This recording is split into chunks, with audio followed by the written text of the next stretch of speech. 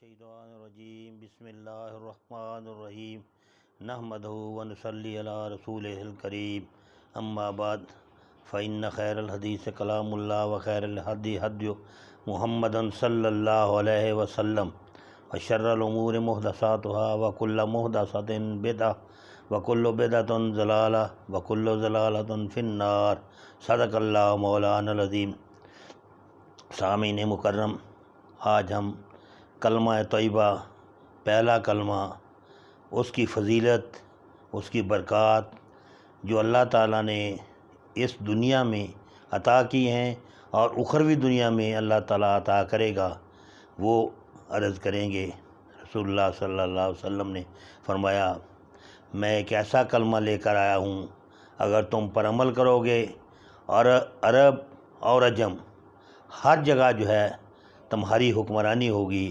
ہر کوئی آپ کی بات مانے گا، دنیا میں بھی اور اخروی طور پر آپ کا جو شمار ہوگا صالحین میں ہوگا، ان لوگوں میں ہوگا جن کے بارے میں میرے اللہ جو ہمارا خالق، مالک، رازق اور ہماری جو ہمارے اندر خوبیاں ہیں ان سب کا مالک وہ ہے، ساری جو ہمیں عطا کردہ نعمتیں ہیں اس کا مالک حقیقی وہی ہے۔ وہ فرماتا ہے کہ اگر تم اس پر عمل کرو گے تو دنیا اور آخر جو ہے اس میں کامیاب ہوگے۔ حضور صلی اللہ علیہ وسلم کی وصیت سے آپ نے فرمایا، حضور صلی اللہ علیہ وسلم نے ایک دفعہ صحابہ کرام سے پوچھا کہ آپ نے ایک بوڑھے شخص کو جو خانہ کعبہ کی دیوار کے ساتھ پشت لگا کر بیٹھا ہوتا تھا اور کہا کرتا تھا کہ اے لوگو، میں اتنی میری عمر ہو گئی ہے، بوڑھا تھا، تو اب تک میں کسی جانے والے کو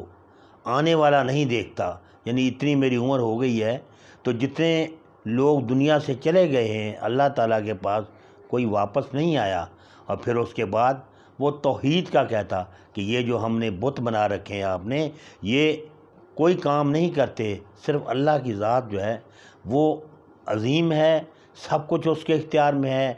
وہ کام کرتا ہے، ساری نعمتیں، ساری صفات دنیا میں جتنی بھی ہیں صرف وہی دینے والا ہے اور صرف وہی جو ہے اس کائنات کو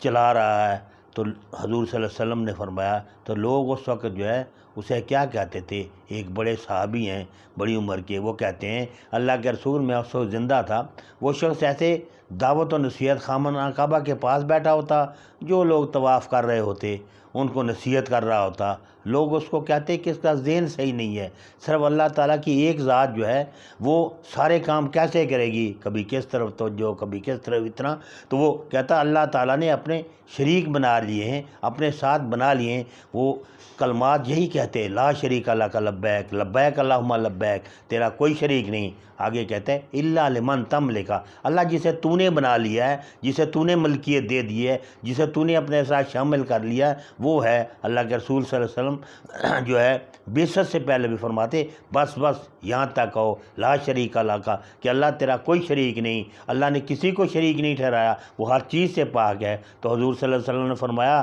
اس آدمی کو آپ نے دیکھا تھا؟ انہوں نے کہا جی میں نے دیکھا تھا۔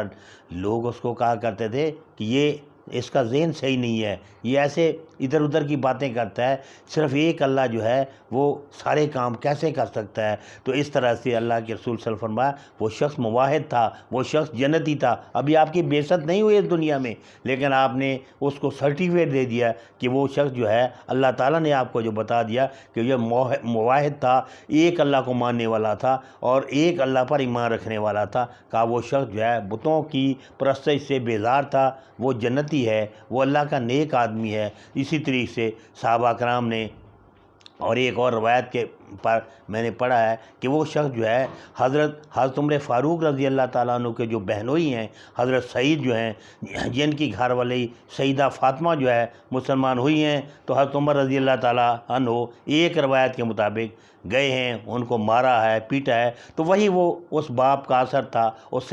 سیدنا زید کا اثر تھا، زید کے وہ بیٹے تھے سعید، حضرت عمر رضی اللہ تعالیٰ عنہ کے کزن تھے، حضرت نفیل جو ہیں ان کے وہ بیٹے تھے، تو ان پر وہ اثرات تھے باپ کی اس تعلیمات پر جو خانہ کعبہ کے ساتھ بیٹھ کر وہ کہا کرتا تھا کہ اللہ ایک ہے، اس کا کوئی شریک نہیں۔ اور بے شمار لوگ ایسے تھے مکہ معظمہ میں جو اس وقت بھی نہ شراب کے نزدیک جاتے تھے، نہ گناہوں کے نزدیک جاتے تھے، نیک اعمال کرتے تھے، کسی کا حق نہیں کھاتے تھے، کمزور پر ظلم نہیں ہونے دیتے تھے، اور دیانتداری کے ساتھ جو ہے وہ کام کرتے تھے، صرف اللہ کو ایک مانتے تھے۔ اور اللہ تعالیٰ نے ان کی بات جو ہے وہ بتائی ہے قرآن پاک میں، وَإِذَا رَكَبُوا فِي الْفُلْكِ دَعَوُا اللَّهَ مُخْلِصِينَ لَهُ الدِّينَ، اور جب وہ کشتی میں چل رہے ہوتے ہیں، سمندر میں کشتی ہچکولے کھا رہی ہوتی ہے، ایسے جو اوپر نیچے ہوتی ہے، تو پھر ملا بھی کہتے ہیں اب وہ بہت سارے علاج جو ہیں وہ کام نہیں دیتے، اب دعوا اللہ مخلصین لہ الدین، اب ایک اللہ کو پکارو تو ایک اللہ جو ہے وہ نجات دے گا۔ اب لات منات عزا ود سوا یعوق یغوث نصر یہ کوئی کام نہیں دیتے، اب یہ جو تم نے بنا رکھے ہیں یہ کام نہیں دے کے دعوا اللہ مخلصین لہ الدین۔ اللہ تعالیٰ کہتا ہے جب ان کو میں نجات دے دیتا ہوں وہاں سے تو پھر جو ہے اس کے بعد پھر شرکا جو ہے بنا لیتے ہیں، تو اللہ تعالیٰ کو ایک مانتے ہیں۔ تو یہ کلمہ جو ہے دل کے اندر بھی راسخ ہو جائے اور اس کے بعد ہماری زندگی بھی کلمے پر آ جائے کہ ہر نماز میں ہم کہتے ہیں ایاک نعبد و ایاک نستعین، اے اللہ ہم تیری ہی عبادت کرتے ہیں، تجھ سے مدد چاہتے ہیں۔ اس پر ہماری زندگی بھی آ جائے، ہم نفع نقصان کو دیکھتے ہوئے غلط کام نہ کریں کہ نفع نقصان کا مالک تو میری اللہ کی ذات ہے، تو یہ کام جو ہے غلط کام جو ہے اس سے ہمیں کوئی نفع جو ہے نہیں ہوگے۔ تاریخ اسلام میں ہے کہ قسطنطنیہ کا ایک بادشاہ تھا، اس کی ایک ہی بیٹی تھی، نوجوان بیٹی، اور وہ پاگل ہو گئی۔ اطباء نے کہا یہ پاگل ہو گئی ہے، اب وہ بھاگتی پھرتی ادھر ادھر جو ہے اس کو زنجیروں سے باندھ دیا گیا۔ پھر بادشاہ جو ہے بڑا پریشان، بڑے اطباء جو ہے سب نے لا علاج کر دیا، تو ادھر سے ایک مرد کلندر جو ہے وہ آتا ہے جو کہ کلمے کی دعوت دینے والا ہوتا ہے، وہ آتا ہے اور کہتا ہے، اونٹنی پر سوار ہوتا ہے، نیچے اترتا ہے تو کہتا ہے کہ اس کا علاج جو ہے ابھی ہو سکتا ہے، اس کو نہ دوائی کھانے کی ضرورت ہے، نہ اس کو کچھ پینے کی ضرورت ہے، نہ اس کے ساتھ کوئی اور جو عمل کرنے کی ضرورت ہے۔ وہ اس کو کہتا ہے کہ بیٹی تم یہ پڑھو لا الہ الا اللہ محمد رسول اللہ۔ بچی جو ہے جو ہی کلمات جو ہیں ادا ہوتے ہیں تو اس کا سارا جو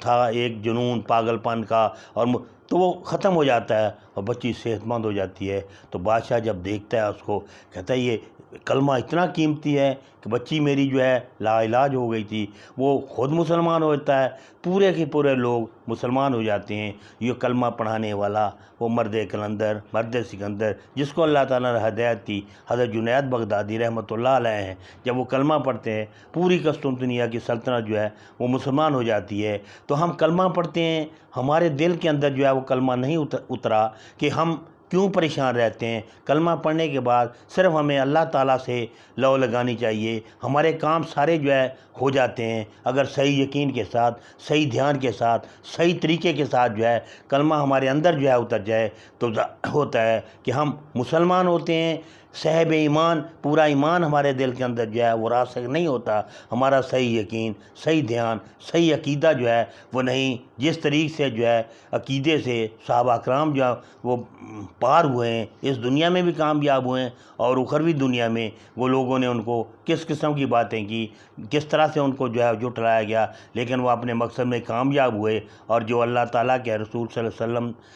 نے ہمیں بتایا کہ عرب بھی تمہارا ہو جائے گا، عجم بھی تمہارا ہو جائے گا، پوری دنیا تمہارے گن گائے گی، دنیا میں بھی تم کامیاب ہوگے اور اخروی زندگی میں بھی تم کامیاب ہوگے، کہ میرے اللہ نے فرما دیا ومن زحزح عن النار فقد فاز، ومن اور جو کوئی زحزح نجات پا گیا عن النار آگ سے، فقد فاز پس پکی بات ہے کہ کامیاب وہ ہو گیا۔ تو جس طریقے سے جو ہے آدمی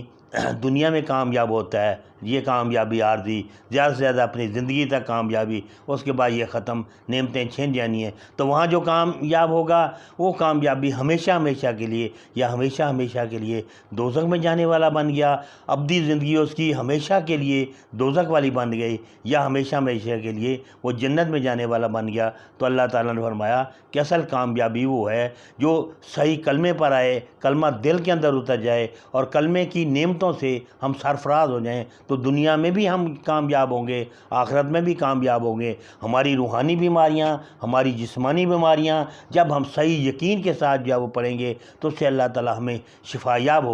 کرے گا۔ علامہ اقبال رحمۃ اللہ نے آج سے 100 سال سے بھی زیادہ عرصہ پہلے فرما دیا تھا کہ آج بھی اگر ہو ابراہیم کا ایمان پیدا تو آگ کر سکتی ہے انداز گلستاں پیدا، کہ آج بھی اگر حضرت ابراہیم علیہ السلام کی طرح ہمارا ایمان ہو جائے کہ ہم نفع نقصان کا مالک صرف اللہ کی ذات ہے، یہ جو ظاہری طور پر یہ چیزیں نظر آ رہی ہیں نقصان والی، یہ مچھر کے پر، مکڑی کے جالے، اس طرح کی جو ہے یہ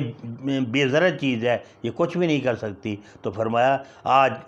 آگ جو ہے آج بھی اسی طرح گلو گلزار ہوگی۔ یہ جو ظاہری طور پر ہمیں برائیاں رکاوٹیں نظر آتی ہیں یہ ختم ہو جائیں گی، یہ جو تالے ہمیں نظر آتے ہیں کفر کے، شرک کے اور ناکامیوں کے، یہ سارے ٹوٹ جائیں گے، ختم ہو جائیں گے۔ اور فرماتے ہیں کہ فضائے بدر پیدا کر فرشتے آئیں نصرت کو، گردوں سے اتر کر قطار اندر قطار اب بھی۔ آج بھی اگر جو ہے